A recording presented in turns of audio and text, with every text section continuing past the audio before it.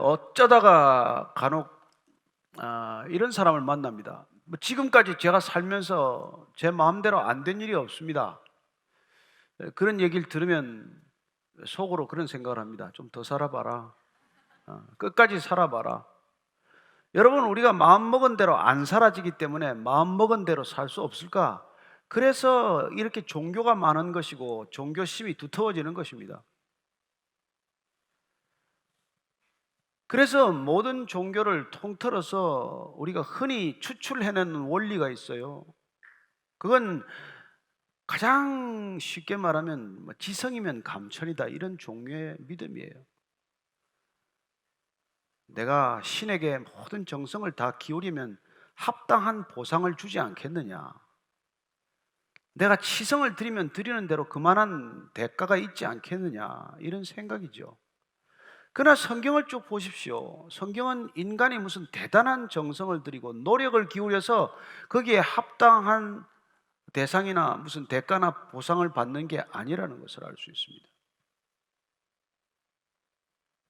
여러분, 아담이 40일 금식 기도해서 하와를 얻었습니까?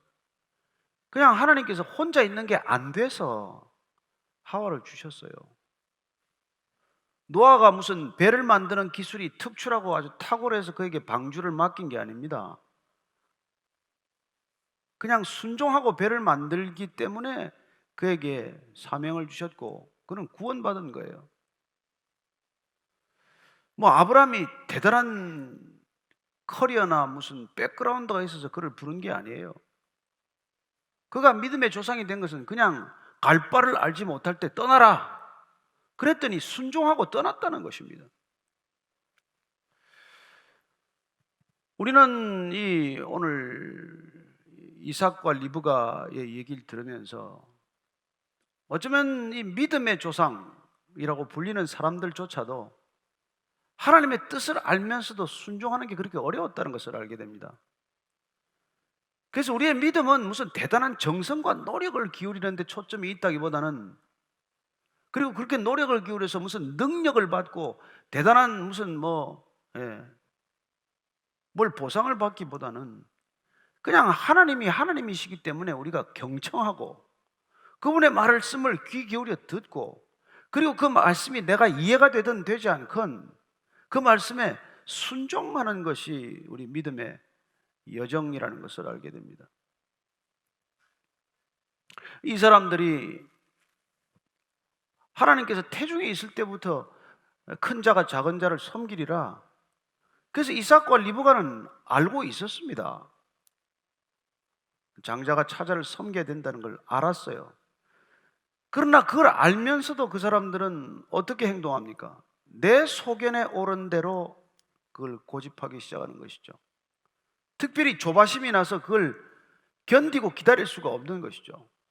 하나님께서 그렇게 정리를 이미 해두셨기 때문에 그냥 잠잠히 기다리면 됩니다. 부부가 서로 나뉘어서 이 아들 저 아들 편애하지 않고 그냥 부부가 마음을 합치고 뜻을 합쳐서 두 아들 같이 사랑하면 돼요.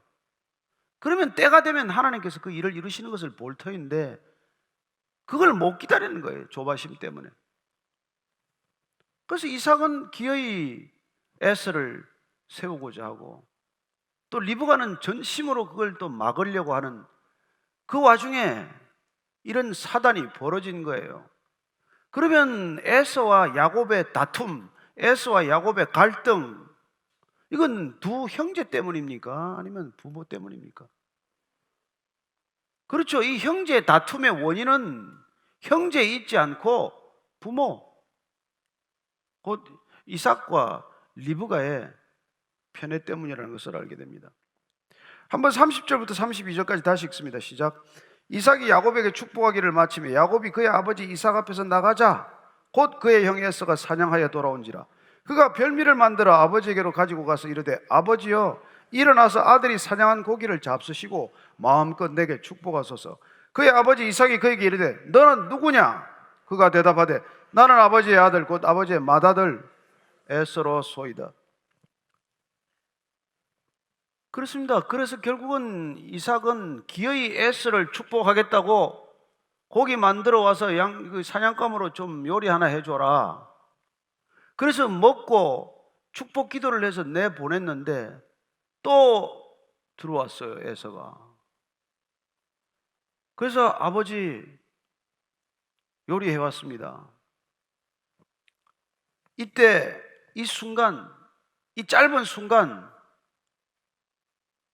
이삭의 머릿속에는 전광석화처럼 지나가는 생각이 있을 겁니다. 이게 어떻게 된 일이지? 그래서 지금 너는 누구냐? 라고 물을 때 몰라서 묻는 게 아니에요. 에스는 영문도 모른 채 아니 아버지 제가 에스입니다.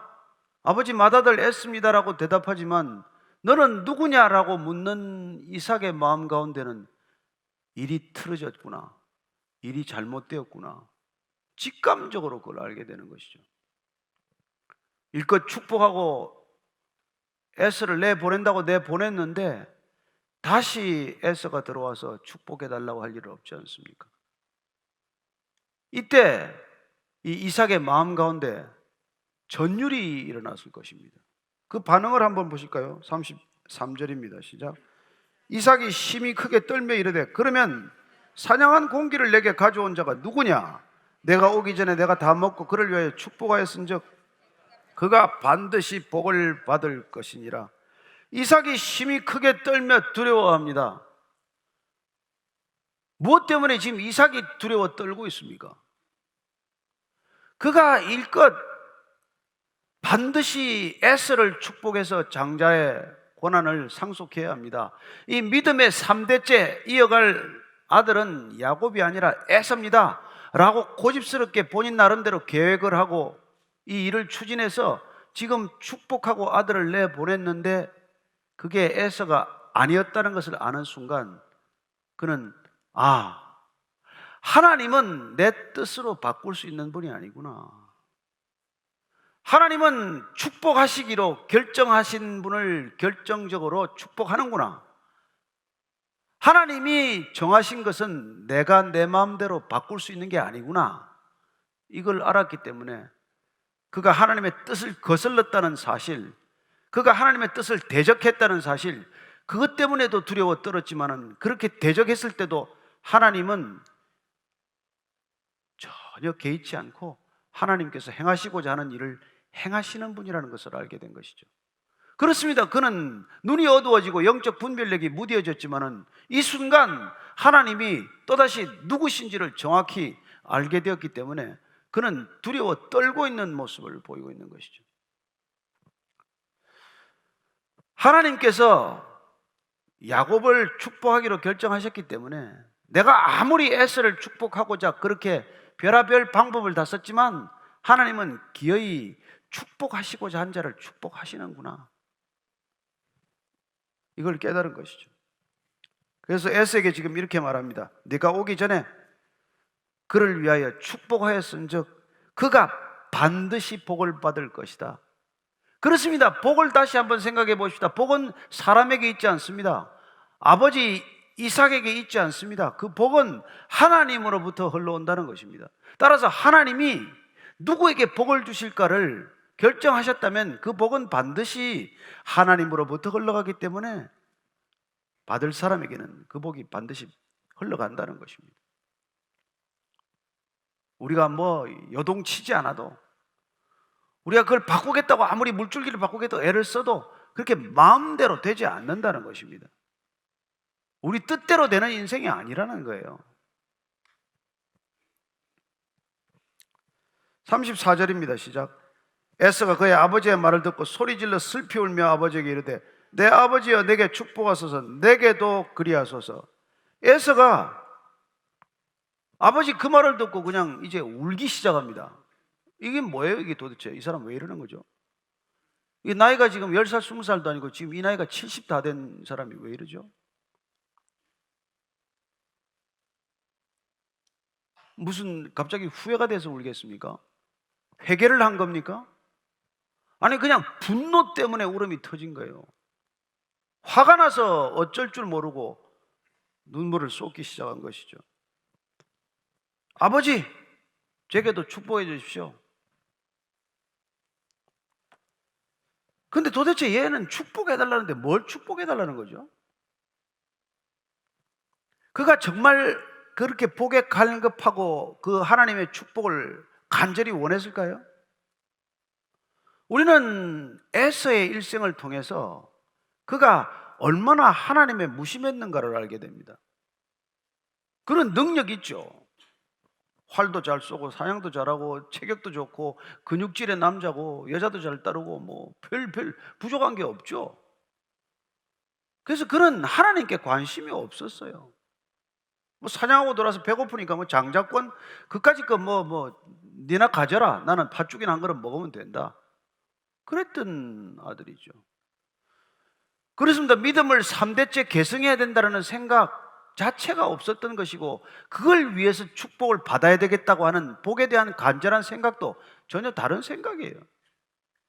그냥 아버지 늙어서 이제 죽을 때가 됐으니까 나한테 축복하시고 아버지 유산 내가 다 받게 해주십시오, 뭐 그런 정도예요. 여자를 데려오는 것도 마찬가지입니다. 둘씩이나 데려왔는데 아버지 뜻이나 부모 뜻 묻지도 않았어요. 내가 좋으면 되지 뭐, 내가 데리고 살 여자인데 내 마음에 들면 되죠.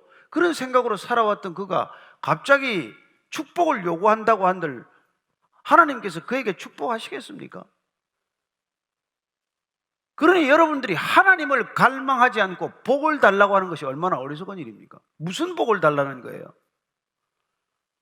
하나님을 위해서, 하나님을 섬기기 위한 하나님의 복을 구하지 않고, 어쩌면 세상을 섬기기 위해서 세상 사람들이 알아주는 세상의 복을 추구하면서 그 복이 하나님을 대적하게 될지도 모르는데 하나님께 복을 달라고 한들 그 복이 오겠냐고요.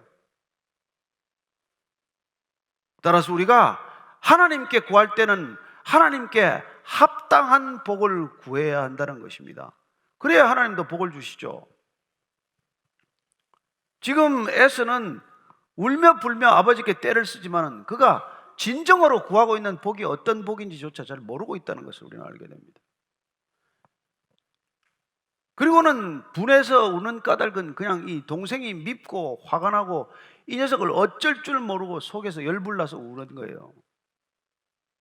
어쩌면 에서는 나이 들고 나서 처음 우는 울음인지도 모르죠.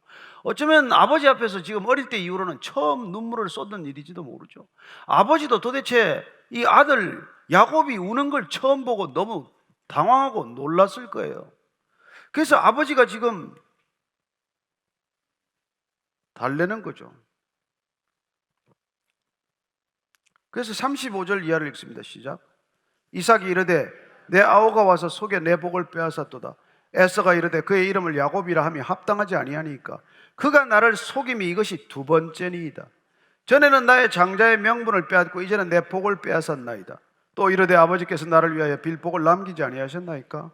이삭이 에서에게 대답하여 이르되 내가 그를 너의 주로 세우고 그의 모든 형제를 내가 그에게 종으로 주었으며 곡식과 포도주를 그에게 주었으니 내 아들아 내가 네게 무엇을 할 수 있으랴? 여러분 지금 이 보십시오. 아버지 이삭은 울며 불며 떼를 쓰는 아들에게 이렇게 말합니다. 내 아우가 와서 속에서 내 복을 빼앗았다. 내 복을 빼앗았다. 내 책임이 아니라 내 동생이 지금 그걸 가로채 간 거야. 그런데 에서가 뭐랍니까? 그 이름이 야곱 아닙니까? 움켜쥐는 놈 아닙니까? 속이는 자 아닙니까? 그래서 속에서 이걸 지금 두 번째나 이런 짓을 하고 있습니다.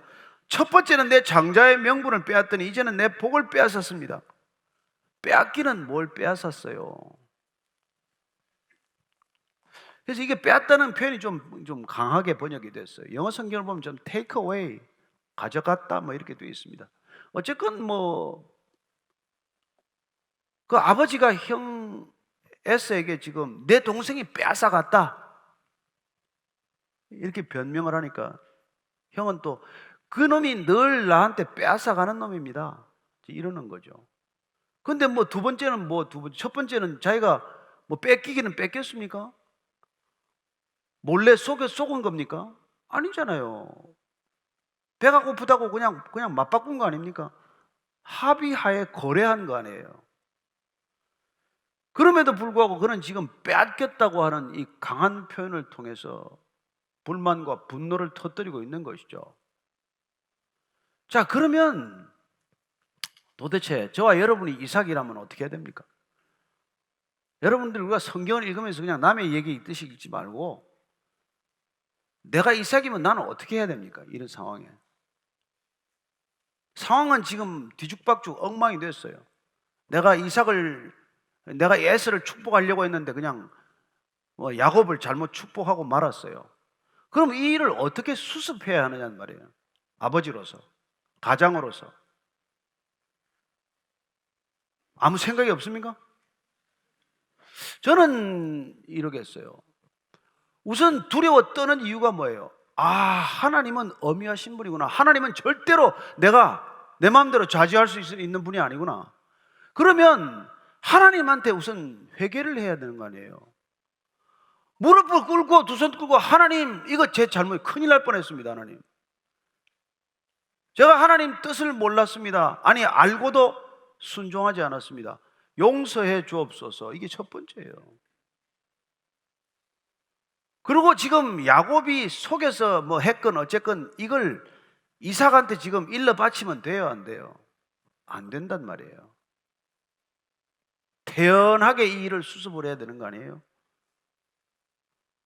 그리고 하나님한테 회개 기도를 할 때 뭐를 하나 더 기도를 했어야 돼요. 하나님, 지금 야곱은 모든 축복을 받았습니다. 그렇다면 이 큰아들 에서에게도 하나님 축복해 주십시오. 어떤 축복을 해야 마땅합니까? 제가 에서를 위하여도 축복하게 해 주십시오. 이게 기도가 돼야 된단 말이에요. 여러분, 하나님은 모든 걸 정해놓고 공식대로 움직이는 분이 아니에요. 소돔과 고모라를 멸망시키고자 작정하셨지만은 의인 50명이 있으면 내가 멸하지 아니하리라. 아브라함이 아니 그러면 40명이면 어떡하실랍니까? 30명이면 어떡하시려고 그럽니까? 아니 10명이면 어떡하시겠습니까? 여러분, 이게 우리의 기도고, 우리가 하나님과의 관계에서, 하나님과의 바른 관계 속에서 우리가 믿음의 사람으로 살아가는 삶의 방식이요, 기도의 내용 아닙니까? 그렇다면 이 에서를 완전히 지금 이 멘붕 상태에 있는 아이를 어떻게 해야 된단 말이에요? 내 동생이 다 뺏어갔다, 걔한테 가서 따져봐라, 아니잖아요. 저는 우리가 이 성경을 읽어갈 때 여러분, 하나의 도식적인 생각에 빠져 있으면 안 됩니다. 이삭은 믿음의 이대, 대믿음의 선배인데, 여러분, 믿음의 사람들이 얼마나 자주 실족하고, 믿음의 사람들이 얼마나 자주 넘어지며, 믿음의 사람들도 얼마나 자주 잘못된 판단을 내릴 수 있는가, 이걸 보셔야 되지 않겠어요? 그리고 그런 실수를 우리는 어떻게 하면 피할 수 있을 것인가? 아니, 나는 이 실수를 어떻게 반전시킬 수 있을 것인가? 저는 이삭이 정말 이 안타까운 시간에 다시 에서에게, 야곱에게 책임을 떠넘긴 것처럼 말하는 건 대단히 잘못된 일이라는 것이죠. 전에 텔레비전에 무슨 프로그램이 있는데 한 리포터가 90살 먹은 할머니한테 물었어요. 그 할머니가 자녀가 8명이나 있는데 다 잘 키웠어요. 그리고 아이들이 하나도 죽지도 않았어. 그래서 하여튼 간에 잘 키웠는데, 그걸 시골에서 이 할머니가 무학에 가까운 할머니인데 정말 자녀들이 그 동네에서 소문이 나가지고 이제 그걸 가서 인터뷰를 했는데, 할머니 어떻게 하셔서 이렇게 아이들을 다 잘 키우셨습니까? 이 자녀 8명이 이렇게 잘 컸습니까? 할머니가 딱 한마디 했어요. 제가 그걸 유심히 들었습니다. 나는 큰아이 얘기 작은아이한테 하지 않고 작은아이 얘기 큰아이한테 안 했어. 그게 답변의 전부예요. 애들 어떻게 8명을 다 잘 키웠냐고 말하니까 딱 한마디 그 말뿐이더라니까요. 내가 큰애 얘기 작은애한테 안 하고 작은애 얘기 큰애한테 안 했어. 그 말은 무슨 말이야? 할 얘기가 많았지만 그 얘기를 내가 다 사겼다는 거란 말이에요. 사겼다는 거. 형제들만의 이야기겠습니까? 자기 친구들 자녀들 얘기 없습니까? 내 친구들 자녀들 얘기도 내 자녀들한테 안 했다는 거예요. 내 자녀들 얘기도 내 친구한테 안 했다는 뜻입니다, 여러분. 그게 자녀를 잘 키우는 비결이었다고 말합니다. 제가 아는 해외 사는 분이 있어요. 젊은 부부인데 비슷하게 살아갑니다. 이분도 교육학자라서. 자기 어린 초등학생 다니는 아이한테 이랬어요. 내가 너를 절대 다른 아이들하고 비교하지 않겠다. 난 너를 절대 다른 아이들과 비교함으로써 스트레스를 내가 주지 않을 거야. 너는 네 하나는 독특한 나의 아이고 나는 너로서 족하다. 그 대신 한 가지만 너도 약속해라. 너도 나를 다른 부모와 비교하지 마라. 약속 걸었어요. 이 아이가 절대로 비교의 스트레스에 이렇게 시달리지 않습니다. 근데 할아버지 할머니 집에 놀러 갔어요. 할아버지 할머니가 이제 얘를 불러놓고 할아버지가 뭐 얘기를 한 거예요. 야, 내 사촌 형 봐라. 내 사촌 형이 한 번도 전교 1등을 뺏긴 적이 없다. 네가 그 형처럼 네가 공부하면 내가 너한테 네 원하는 거 다 사줄 거야. 그때 얘가 할아버지 눈동자를 딱 바라보고 뭐라고 그랬겠습니까? 할아버지, 나를 그 형하고 비교하지 마세요. 나도 할아버지를 다른 할아버지하고 비교하지 않아요.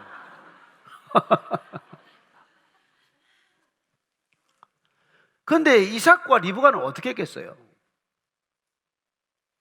볼 때마다 비교하는 것이죠. 왜요? 편애하니까. 이삭은 에서를 더 사랑하고 리브가는 야곱을 더 사랑하기 때문에 늘 더 사랑하는 애가 기준이란 말이에요. 우리말에 10손가락 깨물어서 한 손가락도 안 아픈 손가락이 없다고 그러는데 지금 상황이 그렇지가 않잖아요. 이쪽 손가락은 깨물어도 안 아프고 이쪽 손가락은 깨물 때마다 아픈 그런 경우가 아닙니까? 그렇다면 그렇게 비교하는 게 객관적입니까? 비교하는 게 공정합니까? 비교하는 게 무슨 도움이 됩니까? 비교하는 게 무슨 도움이 돼요? 애들한테 스트레스만 주지. 여러분, 이게 어떻게 애들만의 일이겠어요? 어른들은 안 그렇습니까? 우리가 있는 일터는 이런 모습들이 없나요? 아니, 이 나라는 안 그렇습니까? 왜 무슨 헬조선이에요, 헬조선? 누구하고 비교해서 헬조선이에요?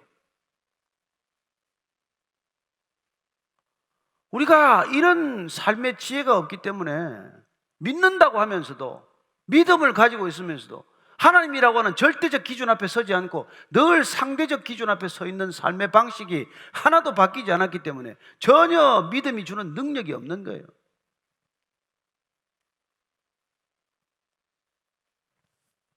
그래서 참 너무나 안타까운 일이란 말이에요.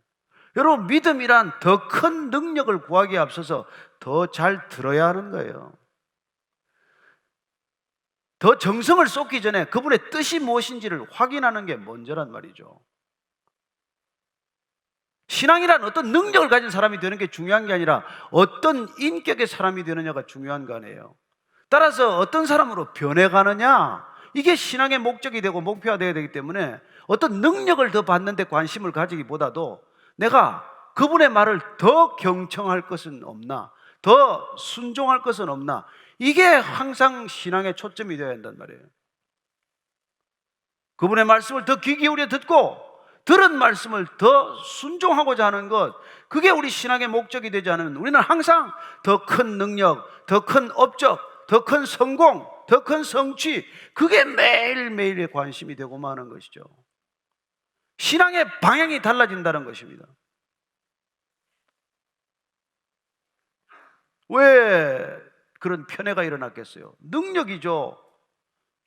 이삭이 생각하는 능력의 기준은 사냥 잘하는 거예요. 고기 잘 잡아오는 겁니다. 요리 잘하는 거예요. 그러나 리브가의 기준은 뭡니까? 조용하게 책 좀 보고 묵상하고 집에서 집에 일도 돕고 부모 말 잘 듣고, 그게 기준이겠죠. 그렇게 서로 다른 기준을 가지고 서로 다르게 사랑했기 때문에 편애가 가지고 온 안타까운 상황이 지금 눈물을 흘리고 있는 상황. 그래서 어떻게 보면 우리 인간이 사랑한다는 것은 그냥 사방에 눈물로 얼룩진 한 폭의 화폭과도 같은 거죠. 곳곳에 눈물 자국이 마를 날이 없지 않습니까? 그래서 예수님께서도 제자들에게 그걸 조심하라고 이렇게 가르쳐 주신 것입니다. 주님이 가르쳐 주신 걸 한번 보시겠어요? 한번 보십시다. 10장, 누가복음 10장 20절입니다. 누가복음 10장 20절. 누가복음 10장 20절, 자, 찾으셨으면 큰 소리로 읽습니다. 시작. 그러나 귀신들이 너희에게 항복하는 것으로 기뻐하지 말고 너희 이름이 하늘에 기록된 것으로 기뻐하라.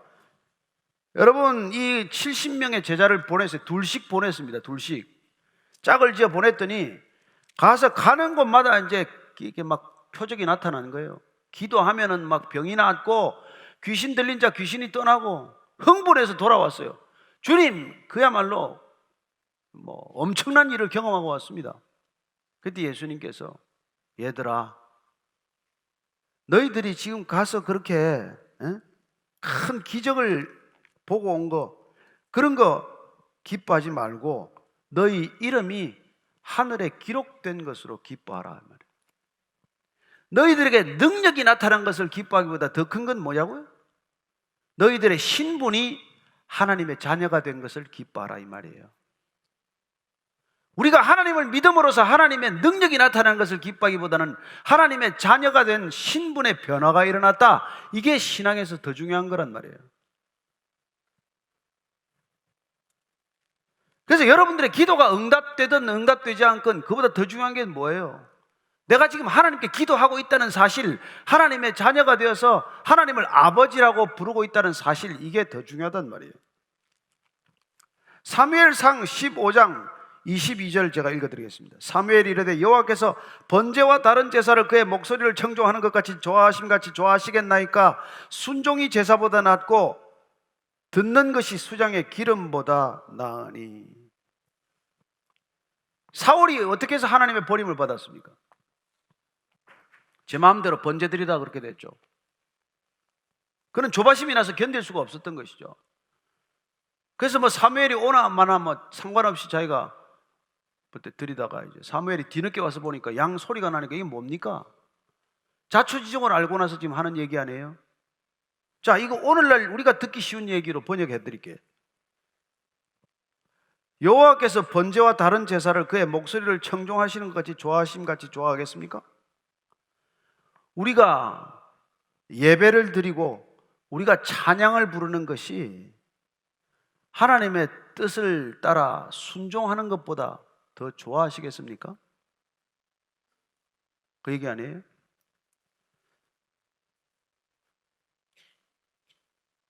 듣는 것이 수장의 기름보다 낫다, 이 뭡니까?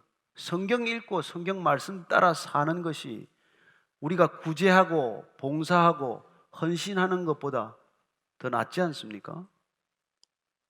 100번 양보를 해서 세게 듣더라도 여러분 이렇게 들어야 됩니다. 예배 중요합니다. 헌금 중요합니다.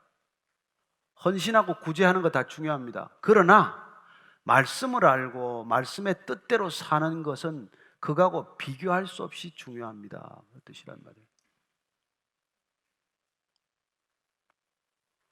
우리 신앙이 너무 중요해서, 우리 예배 드리는 게 너무 중요해서 하나님의 뜻과 상관없이 사는 사람들이 얼마나 많은지 아십니까? 예배를 받으셨을까요? 이들은 하나님의 뜻을 알았단 말이에요. 분명히 하나님의 뜻이 어디 있다는 걸 알았지만 본인들은 그 뜻에 순종하는 것을 더 중요하게 여기지 않고 그 뜻이 어떻게든 내 방식대로 이루어지는 것이 더 중요하다고 생각한 사람 아닙니까? 심지어는 하나님의 뜻과 상관없이 이번만은 내 뜻이 더 중요하다고 생각한 고집 아닙니까? 그런 일들이 일어나는 것이죠.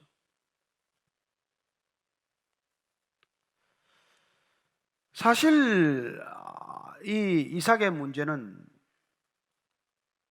에서와 야곱을 적당하게 이렇게 정리했어야 될 때 정리하지 못한 그런 시기를 놓친 데 문제가 있지 않습니까?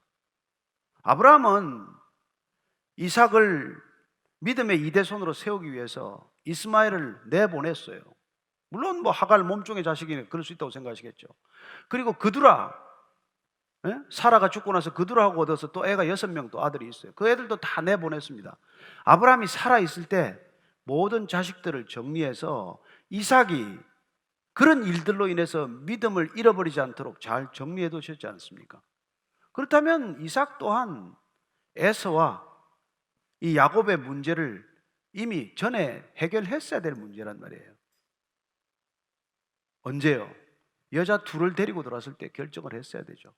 제 마음대로 결혼하고 왔을 때 다 정리했어야 될 문제를 그냥 내버려 두었다가 여기까지 온 거란 말이에요.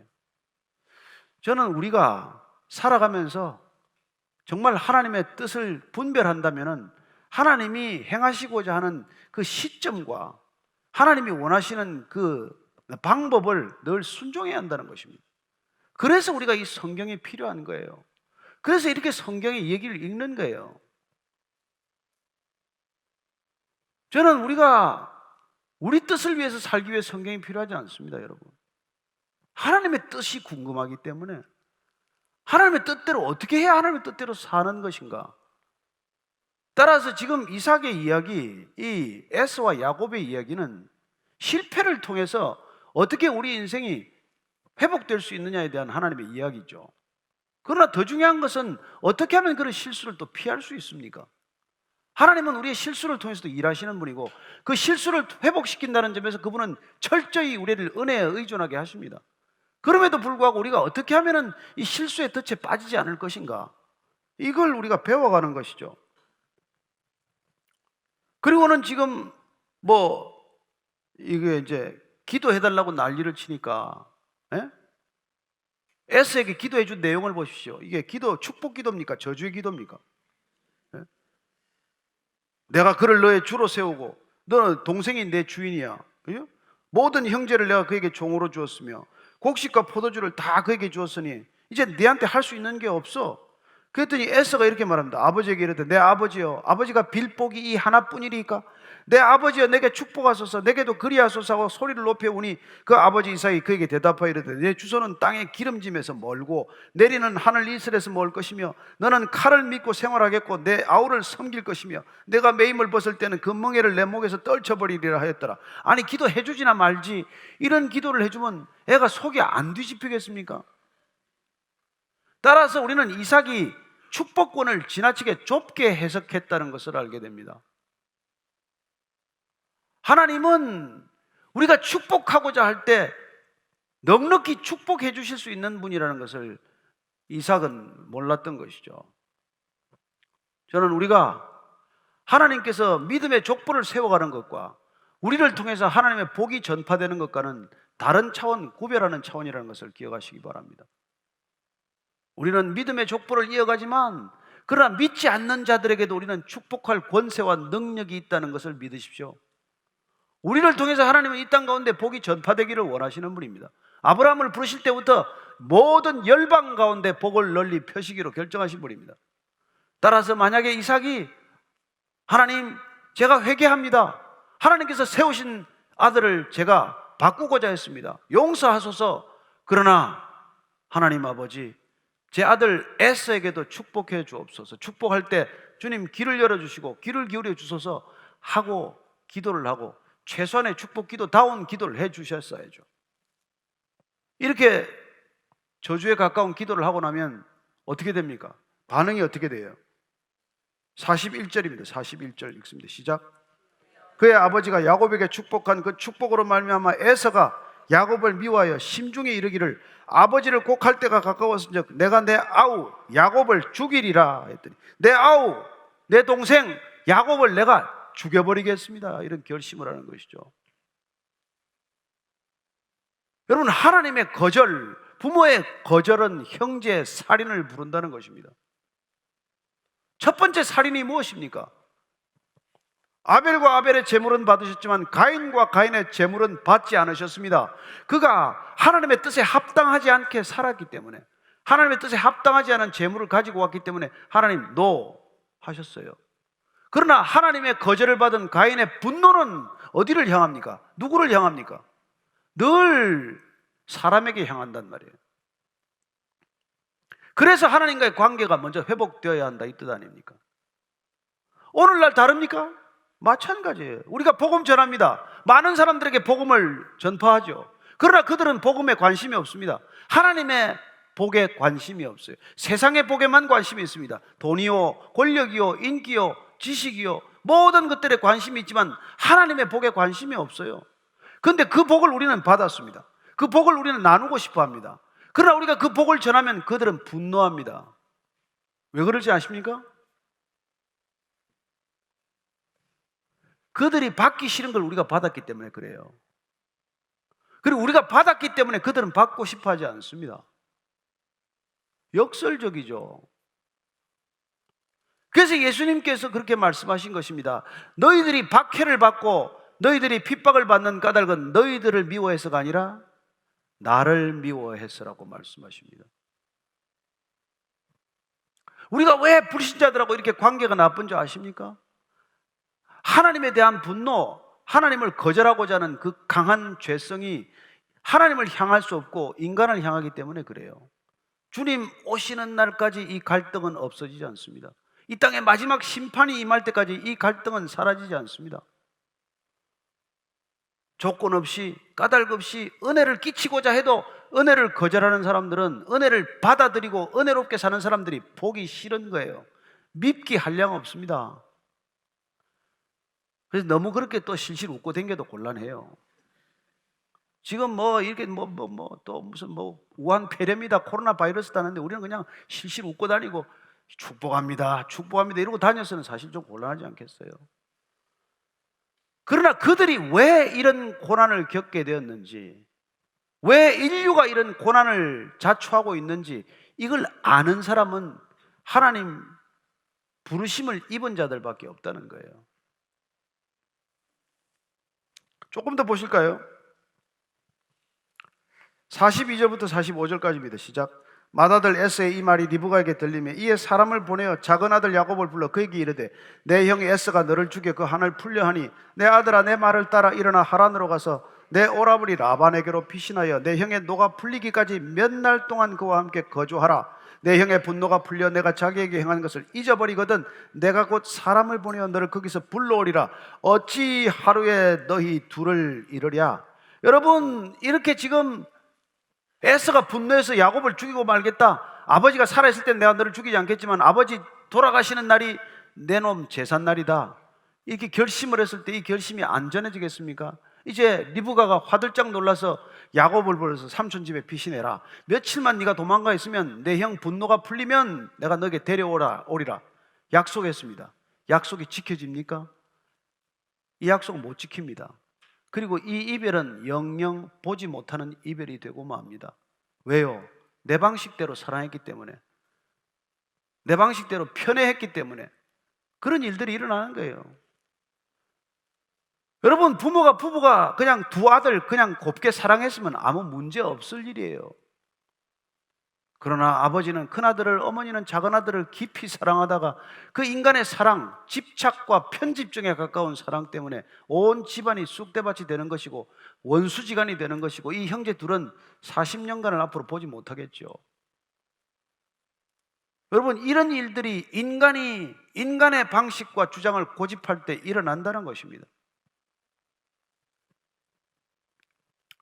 그리고 오늘 특별히 주목해야 될 말씀은 이 말씀이에요. 리브가가 이렇게 말합니다. 너희 둘을 어찌 하루에 이르랴. 왜 너희 둘을 하루에 이뤄요? 지금 야곱을 불러가지고. 여러분, 야곱은 지금 불러놓고 어찌 내가 너 하나를 잃어버리겠냐 이래가지고 왜 둘을 잃습니까? 이미 리브가가 에서를 잃었기 때문에 이런 얘기를 한단 말이에요. 그 아들은 이미 잃어버린 아들이야. 내가 어찌 너까지 또 잃겠느냐. 이게 비극이죠. 왜 그 어머니가 왜 에서를 잃어버렸냐는 말이에요. 왜 에서를 내 마음속에서 지워버렸냐는 말이에요. 내 에서를 지워버렸기 때문에 그 며느리는 좋았겠냐고요. 그 며느리 둘 다 싫지요. 이방인 며느리라서 싫다. 아니요, 에서가 싫기 때문에 싫은 거예요. 여러분, 나오미는 모압 땅에 가서 모압 여인 둘을 얻습니다. 그 모압 여인 얻은 룻은 물론 뭐 남편 죽고 두 아들 죽고, 룻이라는 모압 여인은 시어머니 나오미를 따라서, 유대 여자를 따라서 끝까지 오지 않습니까? 그렇다면 만약에 예를 들어서 나오미가 매일 시어머니 구실을 하고 시어머니로서 그냥 야단치고 잔소리했으면 따라오겠어요? 가라 그러는데 따라오겠습니까? 절대로 안 따라오죠. 그러면 며느리란 뭐예요? 부모 사랑이 먼저입니까? 며느리 효도가 먼저입니까? 부모 사랑이 먼저죠. 따라서 우리는 정말 우리가 하나님의 은혜를 입은 자라면, 이 은혜가 값없이 받은 은혜라면 누군가에게나 공평하게 흘러가야 된다는 거예요. 저와 여러분들이 자신을 공평하게 제대로 사랑만 해도 집에 문제의 절반은 줄어들 거 아니에요. 불상사가 줄어들지 않겠습니까? 공부를 잘하나 못하나 그걸 기준으로 사랑하는 게 아니고, 싸움을 잘하나 못하나 그게 기준이 아니고, 게임을 잘하나 못하나 그게 기준이 아니고, 돈을 잘 버나 못 버나 그게 기준이 아니고, 그냥 그 아들이 하나님께서 주신 선물이기 때문에 그냥 둘이 그대로 사랑하면, 그러면 여러분 문제가 없어진단 말이에요. 그러나 얘는 이래서 좋고 쟤는 저래서 싫으면 이 문제가 심각하단 말이에요. 살인은 어디서 시작된다고요? 형제와 자매로부터 시작된단 말이에요. 살인의 동기는 집안에서 시작이 되는 거예요. 밖에 일어나는 이 모든 살인의 동기는 집안에서 일어나는 겁니다. 하나님 대적하는 것들로부터 일어나는 일이에요. 따라서 우리가 자녀들에게 가장 중요한 건 뭡니까? 하나님의 사랑받는 자녀라는 것을 알게 하는 것이죠. 그 아이들의 신분이 하나님의 자녀라는 것을 확인시키는 것보다 더 중요한 일이 어디 있습니까? 하나님께 거절되지 않은 것보다 더 중요한 게 어디 있어요? 그때 우리는 비로소 이 땅 가운데 진정한 하나님의 나라를 경험할 수 있게 되는 것이죠. 저는 오늘날 이 시대가 점점 더 분노하고 있는 시대, 점점 갈등하고 반목하는 시대로 접어드는 이유가 뭡니까? 우리는 정치인들 탓을 합니다. 우리는 경제적 구조를 탓합니다. 그러나 신앙인이라면 적어도 어디서부터 문제를 찾아야 합니까? 우리의 편협된 사랑, 자녀들에 대한 부모의 넉넉하지 못한 사랑, 늘 부족한 사랑에서부터 문제를 찾아야 한다는 것입니다. 늘 부족한 생명력에서부터 문제를 찾아야 한다는 것이죠. 차고 넘치도록 부어줄 수 있는 사랑과 생명이 있다면 그 자녀들 그렇게 자라지 않습니다. 학교 진학을 하든 못하든 공부를 잘하든 못하든 여러분 이 땅 가운데 존재하는 것만으로 귀하다는 것을 안 아이들은 절대 빗나가지 않습니다. 그때 저는 이 세상이 살만한 세상 될 수 있다고 믿습니다. 멀어 보입니까? 거기서부터 시작하기엔 너무 일이 다급합니까? 아무리 다급하더라도 우리는 처음부터 시작해야 돼요. 처음부터 새로 시작해야 됩니다. 우리의 신앙은 처음부터 새로 시작하는 능력이에요. 저는 오늘 이 본문 말씀을 우리가 같이 묵상하면서 저는 끝까지 저와 여러분들이 정직하기를 원하고 하나님 앞에서 신실하기를 원하고 하나님을 갈망하기를 원합니다. 하나님께 목마르십시오. 세상에 대해서 목마르지 마십시오. 오늘 46절은 이렇게 끝마칩니다. 리브가가 이삭에게 이르되 내가 햇사람의 딸들로 말미암아 내 삶이 싫어졌거늘 야곱이 만일 이 땅의 딸들 곧 그들과 같은 햇사람의 딸들 중에서 아내를 맞이하면 내 삶이 내게 무슨 재미가 있으리까? 리브가는 야곱을 떠나보내면서 남편 이삭에게 또 정직하지 못한 말을 하는 것을 봅니다. 저는 부부지간에 정직하기를 바랍니다. 가정 안에서는 정직하게 되기를 바랍니다. 마음에 있는 얘기와 입 밖에 내는 얘기가 다르지 않게 되기를 바랍니다. 부부간의 신뢰, 부모와 자녀 간의 신뢰, 이 신뢰야말로 하나님을 사랑하는 증거입니다. 하나님을 사랑한다고 입으로 말하기 전에 온 가족이 함께 정직하게 서로 사랑할 수 있게 되기를 축복합니다. 오늘 기도할 때 하나님께 그렇게 기도하십시오. 하나님, 정말 우리 사랑에 물 붓듯 사랑을 부어주셔서 그 사랑, 부족함이 없는 사랑, 다함이 없는 사랑 되게 하여 주옵소서. 부부가 진실로 서로 사랑하게 하시고 부모가 진실로 자녀를 사랑하게 하여 주옵소서. 자식들 편애하지 않게 하시고 누군가를 너무 편애하지 않게 하시고 누군가를 거절함으로써 격분치 않게 하여 주옵소서. 한번 그렇게 같이 기도하십시다. 하나님 아버지, 주님께서 우리 각 사람을 부르셨습니다. 하나님, 우리에게는 전혀 다른 성품으로 빚으셨습니다. 각자 다른 자로 우리 땅 가운데 보내셨습니다.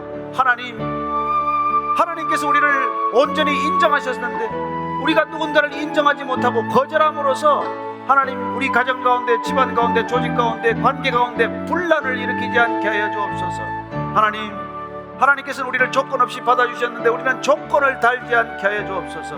하나님, 이래서 좋고 이래서 싫고 이래서 나쁘고 이래서 좋고가 아니라 하나님이 허락하신 하나님의 자녀들 우리가 온전히 섬길 수 있게 하여 주옵소서. 사랑하는 자녀들 주의 마음으로 바라보게 하시고, 사랑하는 자들 주의 사랑으로 품게 하시고, 그 사랑 끝까지 주의 사랑으로 사랑하며 섬기게 하여 주옵소서. 하나님 아버지, 주께서 허락하신 이 가정 소중한 사랑이 물밀듯 밀려오게 하셨사오니 주님, 우리 자녀들 온전히 사랑하게 하시고 편애 없이 사랑하게 하시고 하나님의 사랑으로 품고 끝까지 사랑하게 하여 주옵소서. 예수님 이름으로 기도합니다. 아멘.